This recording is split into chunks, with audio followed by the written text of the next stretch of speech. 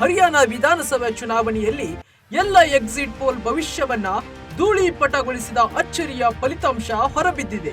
ಹರಿಯಾಣದಲ್ಲಂತೂ ಭರ್ಜರಿ ಗೆಲುವಿನ ನಿರೀಕ್ಷೆಯಲ್ಲಿದ್ದ ಕಾಂಗ್ರೆಸ್ಗೆ ಭಾರೀ ಆಘಾತವಾಗಿದೆ. ಮತ ಎಣಿಕೆ ಆರಂಭವಾದಾಗ ಹರ್ಷೋಲ್ಲಾಸದಿಂದ ನಳನಳಿಸುತ್ತಿದ್ದ ಕಾಂಗ್ರೆಸ್ ಪ್ರಧಾನ ಕಚೇರಿಯಲ್ಲಿ ಕೆಲವೇ ಗಂಟೆಗಳಲ್ಲಿ ಶೋಕದ ವಾತಾವರಣ ನಿರ್ಮಾಣವಾಯಿತು. ಇನ್ನೊಂದೆಡೆ ಬಿಜೆಪಿ ಕಾರ್ಯಕರ್ತರ ಸಂಭ್ರಮ ಮುಗಿಲು ಮುಟ್ಟಿತು. ಜಮ್ಮು ಕಾಶ್ಮೀರದಲ್ಲಿ 370ನೇ ವಿಧಿ ರದ್ದುಪಡಿಸಿದ ಬಳಿಕ ನಡೆದ ಮೊದಲ ಈ ಚುನಾವಣೆಯಲ್ಲಿ ಅತಂತ್ರ ಪರಿಸ್ಥಿತಿ ಉಂಟಾಗಬಹುದು ಎಂದು ನಿರೀಕ್ಷಿಸಲಾಗಿತ್ತು. ಹರಿಯಾಣದಲ್ಲಿ ಕಾಂಗ್ರೆಸ್ ಅಧಿಕಾರಕ್ಕೇರಲಿದೆ ಎಂಬುದೇ ಬಹುತೇಕ ಸಮೀಕ್ಷೆಗಳ ಲೆಕ್ಕಾಚಾರವಾಗಿತ್ತು. ಆದರೆ ಇದೀಗ ಅತ್ಯಂತ ರೋಚಕ ಫಲಿತಾಂಶದಲ್ಲಿ ಹರಿಯಾಣದಲ್ಲಿ ಬಿಜೆಪಿ ಹ್ಯಾಟ್ರಿಕ್ ಜಯ ಗಳಿಸಿದ್ದರೆ, ಜಮ್ಮು ಕಾಶ್ಮೀರದಲ್ಲಿ ನ್ಯಾಷನಲ್ ಕಾನ್ಫರೆನ್ಸ್ ನೇತೃತ್ವದ ಮೈತ್ರಿಕೂಟ ಜಯಬೇರಿ ಬಾರಿಸಿದೆ. ಹರಿಯಾಣ ವಿಧಾನಸಭೆಯಲ್ಲಿ 90 ಕ್ಷೇತ್ರಗಳಿದ್ದು ಸರಳ ಬಹುಮತಕ್ಕೆ 46 ಸೀಟುಗಳು ಸಾಕು. ಇದುವರೆಗಿನ ಫಲಿತಾಂಶದಲ್ಲಿ ಬಿಜೆಪಿ 50 ಕ್ಷೇತ್ರಗಳಲ್ಲಿ ಲೀಡಿಂಗ್ನಲ್ಲಿದೆ. ಕಾಂಗ್ರೆಸ್ 35 ಕ್ಷೇತ್ರಗಳಲ್ಲಿ ಮಾತ್ರ ಮುನ್ನಡೆ ಸಾಧಿಸಿದೆ. ಜಮ್ಮು ಕಾಶ್ಮೀರದಲ್ಲಿ 90 ಕ್ಷೇತ್ರಗಳಿದ್ದು ಮ್ಯಾಜಿಕ್ ನಂಬರ್ 46 ಆಗಿದೆ. ನ್ಯಾಷನಲ್ ಕಾನ್ಫರೆನ್ಸ್ ಮೈತ್ರಿಕೂಟ ಈಗಾಗಲೇ 48 ಕ್ಷೇತ್ರಗಳಲ್ಲಿ ಲೀಡಿಂಗ್ನಲ್ಲಿದೆ. ಹಾಗಾದ್ರೆ ಹರಿಯಾಣದಲ್ಲಿ ಕಾಂಗ್ರೆಸ್ ಧೂಳಿಪಟವಾಗಿದ್ದೇಕೆ? ಬಹುಸಂಖ್ಯಾತ ಜಾಟ್ ಸಮುದಾಯದವರನ್ನು ಅತಿಯಾಗಿ ಓಲೈಸಿದ್ದ ಕಾಂಗ್ರೆಸ್ ಪಕ್ಷಕ್ಕೆ ಅದುವೇ ಮುಳುವಾಯಿತೆ?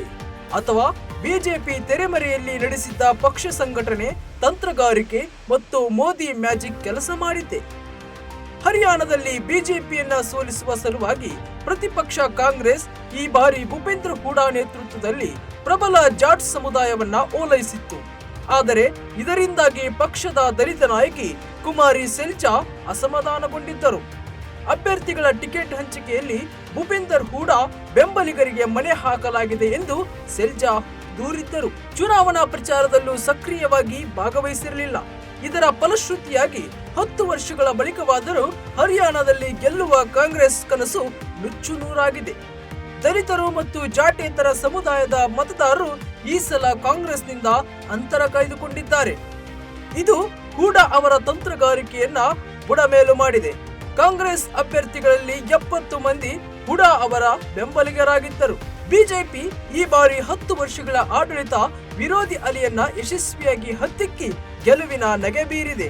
ಕಾಂಗ್ರೆಸ್ ಒಳಜಗಳ ಮತ್ತು ಜಾಟರ ಓಲೈಕೆಯ ವಿಫಲ ಕಾರ್ಯತಂತ್ರದ ಲಾಭವನ್ನ ಬಿಜೆಪಿ ಪಡೆಯಿತು. ಒಂದು ಕಡೆ ಜಾಟ್ ಸಮುದಾಯದ ಓಟುಗಳು ಕಾಂಗ್ರೆಸ್ ಕಡೆ ವಾಲುತ್ತಿದ್ದರೆ, ಮತ್ತೊಂದೆಡೆ ಪ್ರತಿಯಾಗಿ ಬಿಜೆಪಿ ಕಡೆಗೆ ಇತರ ಸಮುದಾಯದ ಮತಗಳು ವಾಲಿದವು. ಮತ್ತೊಂದು ಕಡೆ ಕಾಂಗ್ರೆಸ್ಗೂ ಪೂರ್ಣವಾಗಿ ಜಾಟ್ ಸಮುದಾಯದ ಬೆಂಬಲ ಸಿಗಲಿಲ್ಲ. ಈ ಸಮುದಾಯದ ಪ್ರಾಬಲ್ಯ ಇರುವ 36 ಕ್ಷೇತ್ರಗಳ ಪೈಕಿ ಬಿಜೆಪಿ 19ರಲ್ಲಿ ಲೀಡಿಂಗ್ನಲ್ಲಿದೆ.